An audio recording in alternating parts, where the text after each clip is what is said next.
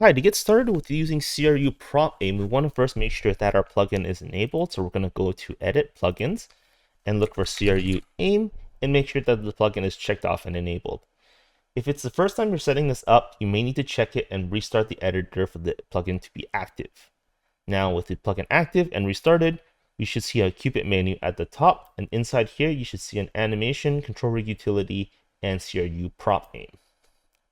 Now with the widget loaded, we can take a look at our sequencer, which is the same setup that we had for CRUAim, where we have a Manny that is running a swing animation for a sword, which we also have an attached track to Manny's right hand for the representation of the sword, which is the cube. And we also have a layered control rig with Manny's body here. So with the Manny body selected and the actor for Manny selected as well, we're going to choose the body control.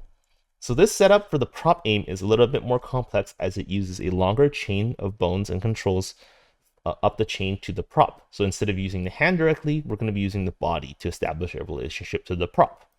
So we're going to choose the body control, and with the selected, the attach button should light up and we press attach the control rig on there.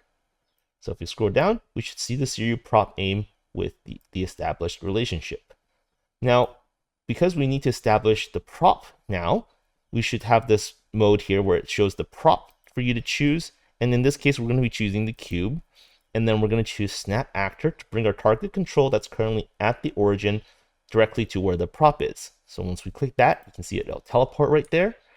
And as we scrub, you can see that because it's teleported right there with the setup, with the constraint, you can reposition the target in the relative space to the prop. So we're just going to move it down the line on the Z-axis to get to the tip of the prop, which should be pretty straightforward. And when we want to finalize it, we can press the aim. If we didn't want to finalize and we want to choose a different prop, you can unsnap and then choose the different prop from the prop menu. But in this case, we only have one prop, so we're going to finish off the constraint and press the aim button. Now that that's been set up, everything's been baked down and the pose is still maintained. But what we'll notice now is as we scrub and we change the target, we can now see that the relationship from between the target is attached to the body control now. So we can now rotate the hip and have the hip point towards the target and have the relationship maintained in this setup.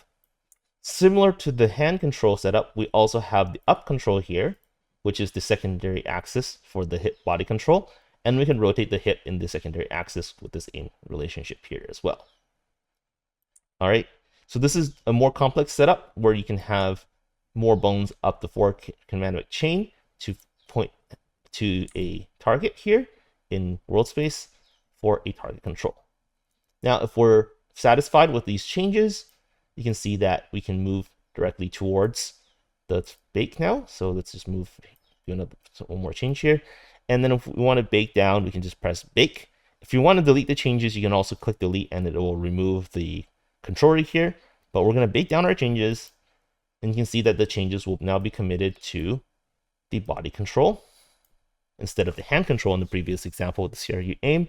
And this relationship is maintained for this constraint. So this sums up the basic operational outline for CRUPropAim. Thanks.